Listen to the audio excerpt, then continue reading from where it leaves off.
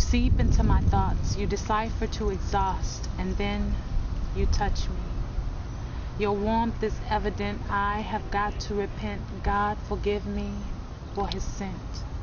The way he smells supersedes my low rent attitude. In fact, don't look at me in the midst of touching me. My God, it's too extreme. Who do you think you're not? You seep into my skin, you penetrate my psyche, you feel like the mic in me, how when we be bonding. You paralyze my low tones, telepoetically you spit genius to me, and I can never really get over that. We know you turn me on, yet what isn't entirely known is that you're too damn grown.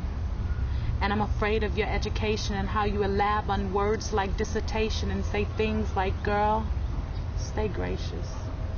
And you say no with such finesse. Before an utter was confessed, you grabbed the mic and said, you digress. You said, let me spit a poem about undressed.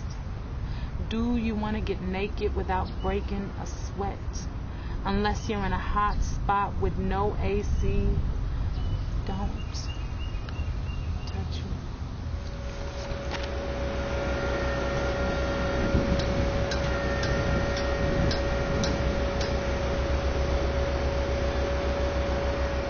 What happened in 1999, at the end of the year, I had been really, I'd been meditating for years and years, getting up at 2:30 in the morning. And about 2000, I just got to the point where it wasn't enough just to meditate. So what I did is I built this little house out in 8 days and started a little garden over there in February.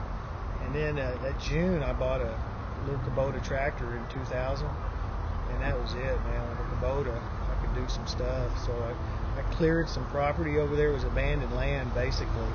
This guy owned a couple of lots. I cleaned that up, and then it was all this abandoned land, and I cleaned it up, put ponds in. My son helped me build a pond, and I started what became known as the last organic outpost over there. And I had put a lot of money into it. I've been converting my Federal Reserve notes into local resources like the food economy, growing farms. I got to know Joe because, like I said, I was with Bill Hicks Community Garden. And at Bill Hicks Community Garden, we needed soil. And Joe had been making his own soil for a while. I have no idea when he got started, but he makes the best soil in the whole city. I mean, his soil is intense. And as an organic gardener here in Houston, right, this used to be all swamp. This was all swamp, and so our soil is gumbo clay, like most of the Gulf Coast. So vegetable roots don't like that. You know, a lot of stuff won't grow very well in clay soil. Some will, but most of it won't. So we have to bring in our soil. And so we have to have people like Joe who actually, you know, will go get a bunch of coffee grinds. We'll go and get mushroom compost, and we'll go and get, you know, sand, and get all these ingredients and mix them together and come up with, he has different dirt mixes and dirt recipes. And some are better for winter crops, some are better for summertime. But he's like the soil doctor. I guess I met Joe in last August.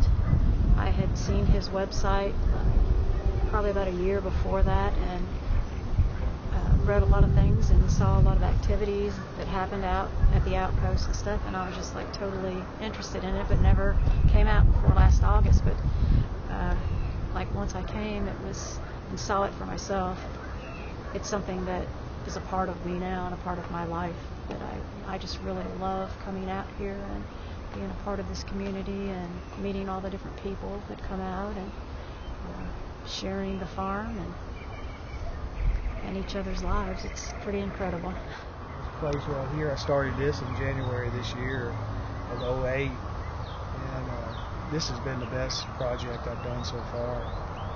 And again, it's not me. I facilitate. what I do is I find people. I go and push an idea. I take an idea, and then hope people buy into it, and then I build on it with people's interest. So I facilitate it with all the good help. So what I consider this to be is a big effort.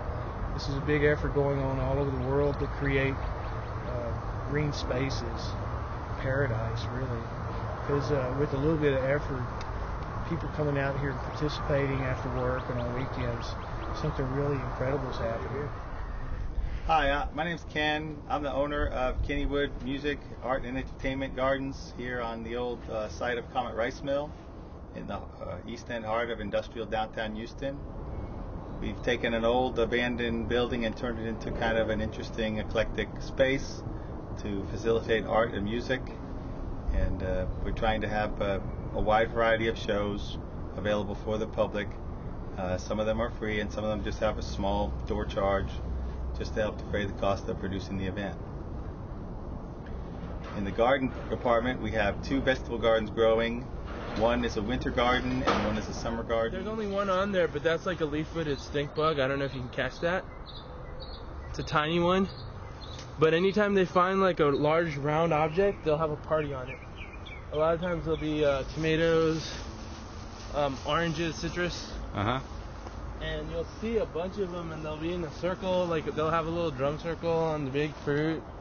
In 1909, the Comet Rice Mill built the first building across the tracks. It was a wooden structure, 4 stories.